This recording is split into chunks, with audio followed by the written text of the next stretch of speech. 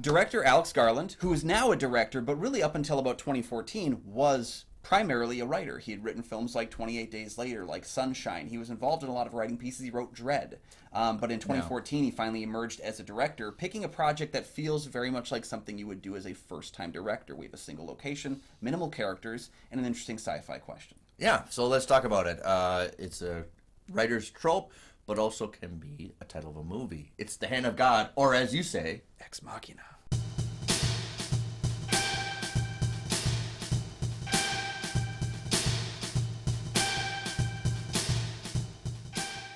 Hey everybody, welcome back to the show. I'm one of your hosts, Kyle Goethe from GoatFilmReviews.com. I'm Nick for the St. Paul Filmcast. Thanks for finding us. Thanks for watching. And for our loyal fans, I really mean it. Thank you for continuing to support the show. Another way you can support the show, through our Patreon. It's a great opportunity to show things that we don't present on camera here, but we have great content, great deals, and an opportunity for you to pick the movies that we'll review on future episodes, with, of course, a shout-out to you as well.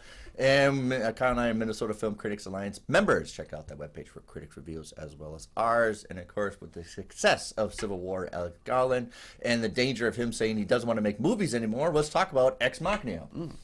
So, young programmer Caleb is invited to the compound of Nathan, a rich and ambitious techie who may have crafted the first artificial intelligence, and he wants Caleb to test it. Okay, so Alex Garland, through his writing, is always building up to a big punch at the end. You get it in the Civil War, but also he sets up the groundwork very well through establishing shots, not to mention scenery and play. Like, scenes that suck you in. That's kind of his style and nature. Especially he did it with Annihilation. You set it up, you tease a little bit, but you have a big punch at the end. Yeah. All four of his directorial films, I feel like, have decided they're going to end on the most dour note you probably could. You know, Yeah, whereas it's a it's little bit funny when dour. you have his writing. Right. His There's writing films are actually more hopeful at the end. I say punch, but it's more like a punch in the gut. Yeah. Because it's like, that's it? But also you marinate on it like, well, that's what it needed. Yeah, that's the end of the story. You know, the only one where I struggle with the ending of the film is I feel like Men has a little bit of subtext that becomes text instead of completing the story. That's just, that's my nitpick about that film. But overall, I think his other movies have all had that moment of, yeah, you don't want us to leave it here, but this is where we're going to leave it. So Right. So Alex, I think he works towards an ending. I don't know if he knows what the ending's going to be when he starts the process, but he puts all these avenues, I think, out. I'm sure he works with a bunch of index cards of how you want to arrange. Yeah. Yeah. And most of the reading I've done on his work is that he tends to be a person who jots down ideas and then percolates on them for a long time. Yeah. I think this was production on Dread. He was reading the works of Murray Shanahan and Adam Rutherford, which were two kind of AI infused people that were looking at this kind of a question of, can machines become sentient? And he just started jotting down ideas, thinking through things, and it was something that just kind of percolated for a little while. Yeah. Prior to this movie, a lot of movies that feature AI pretty have like a single motivation, like Terminator or even Blade Runner. There isn't a mixture of complex goals or ambitions for a single AI even to be an entity in a film. They usually have just one drive. Yeah. And here you have a presentation of this, even though she has one drive, which is participate in the world, she has complexity to her. Yeah, there's agency within the character of Ava. She is somebody who we initially meet, and she is very robotic. And I mean that from a physical standpoint as well as she doesn't entirely understand the situation that's going on, or maybe she understands too much. Right. And then as the film goes on, she kind of adopts these more human looks. And she becomes more human as our other two characters become less human in their search for the truth. And it doesn't feel like a laboratory to make things. It almost seems an adornment of Hall of Trophy. Yeah. And she is regarded kind of like a trophy. Mm-hmm. Right. The next trophy, and the next one after her. And, we'll put them up on the wall so everyone can see. I had a very militaristic view of the film because there is that slate gray running through the entire compound. This location is a real location. It was actually seen in the television series World's Most Extraordinary Homes.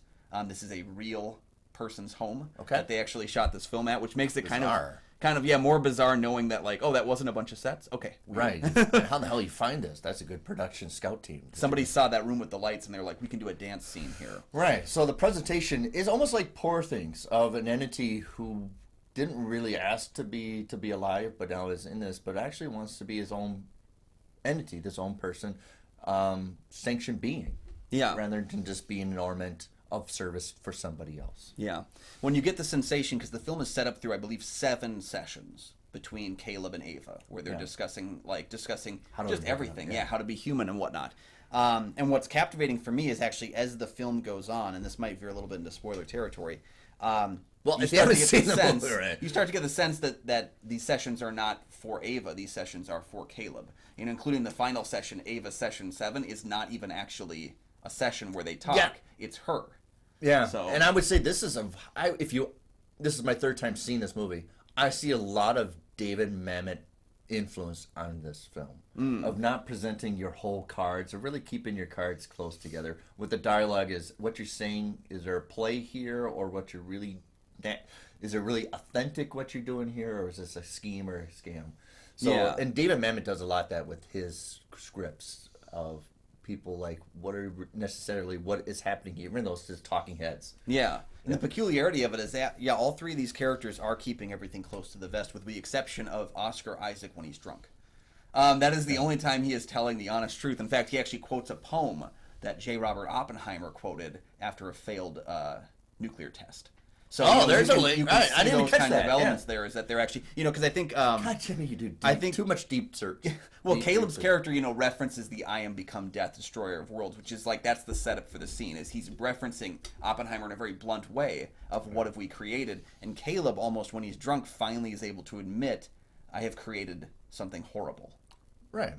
But it's also the natural thing of when you are a creator, when you make things, artworks, comic books, movies, that eventually it has its own life that you really are not in control of. Yeah. Even though you made it, even though you are the god of it, it has its own things that people probably adore more than you do, and you have to accept that it has its own life. Yeah, there are many directors Even though and, it's and an writers right. who come up with the basically notion that once you have finished writing, once you have finished crafting your film, it no longer belongs to you. Right. I think that's where a lot of when you look at I think that's the core of this whole movie. Yeah, when you look at the argument about like the Star Wars films, for example, about people not liking George Lucas making all those changes and updates and such, George Lucas believes they are his films. He can do what he wants with them. But in another question, once they are out of his hands, do they not belong to the public? Right. When films disappear from the public consciousness, they disappear off streaming services. Do they really belong to the public? Because I feel like they should.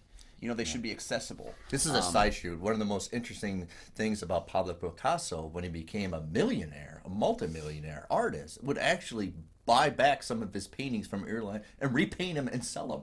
Yeah. So the whole point of I give it to you, but is it still mine? Who owns my creation? That's actually an interesting. I bet that's maybe why he used Pablo Picasso as well. Is that there will come a time when you do not want to set this free, when you want to take it back and make changes to it again. Right. And as creators, we both know this idea of like when you there is never a time when you are done working on your project. There is just the time when you say I am done. When you say to yourself I am done, but you're never really done. Right. That goes into the whole philosophy of Kurt Vonnegut. There's no such thing as an ending. It's I've had enough of this story. Yep. Yeah. I want to talk a little bit about Ava because I found this very fascinating. Something I didn't know until watching it last night was how little was actually I didn't think done. about it until you said it. It's palindrome. Her Oh yeah. Oh yeah. Well, it like feels there's very no much big- like Eve. It feels very much like first woman created by man. Yeah. I was impressed when I realized that there was very few special effects. There was no special effects, green screen, or tracking done during filming.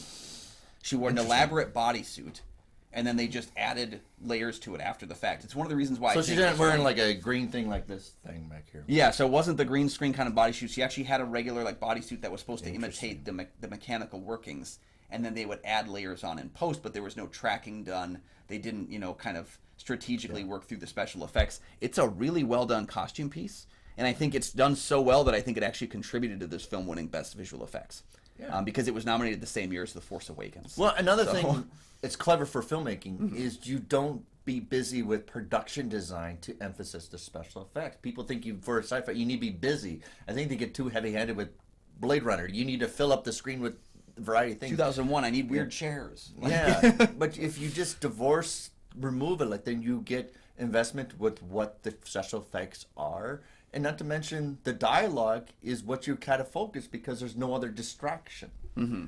So that's another thing that's interesting. It's a sci-fi film, but it's kind of the flipping on the head of what we would see a lot of the 80s of just sci-fi movies. You just need to fill up the screen with just everything. Yeah. Be busy, busy, busy. But this is kind of a step back. It scrapes the end. Yeah, and there's a very gender placement kind of film feel to it as well. When you look at the finished product and you see that the only two men in the movie are the ones in control, or perceivably. Yeah. And it is all about what we can make the woman do. No, when I watched this, I was like, God dang, this is very much like Poor Things. Yeah. Yeah, like, it feels like that reminiscently.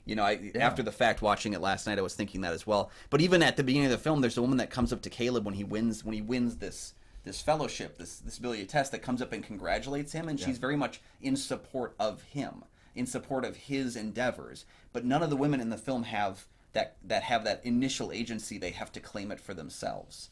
When you look at that video feed of Nathan while he's basically abusing his creations, and he can do that because they belong to him. You have this female robot. I can wreck my toys. Yeah. This other robot that works with him, I forget her character's name, but Sonoya is the actress. She's in every Alex Garland film.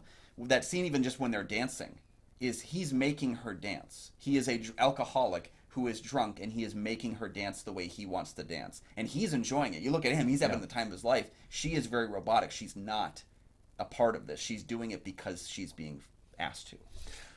Before we go, I just want to compare this kind of to the old Frankenstein story. This is kind of a reverse. This is actually like a flip, because not just because of the gender, but when in the story when Frankenstein creates the monster, he flees him. He divorces himself from any responsibility out there. I don't care, and if anybody says anything about me, then that's the book version. Mm-hmm. But here, this is I make you, but you stay with me. This is like coveting. Yeah, I'm keeping this is my toy. I'm selfish, and no one gets to play with it. Right. Yeah. Even though you're here to, I'm sure you bring somebody else to show off what you have. It's my toy collection, and I'm better than you, and I win. Yeah, it feels like Nathan. I mean, I read that Nathan was based on Bobby Fischer and Stanley Kubrick, and especially with the beard on Nathan's character.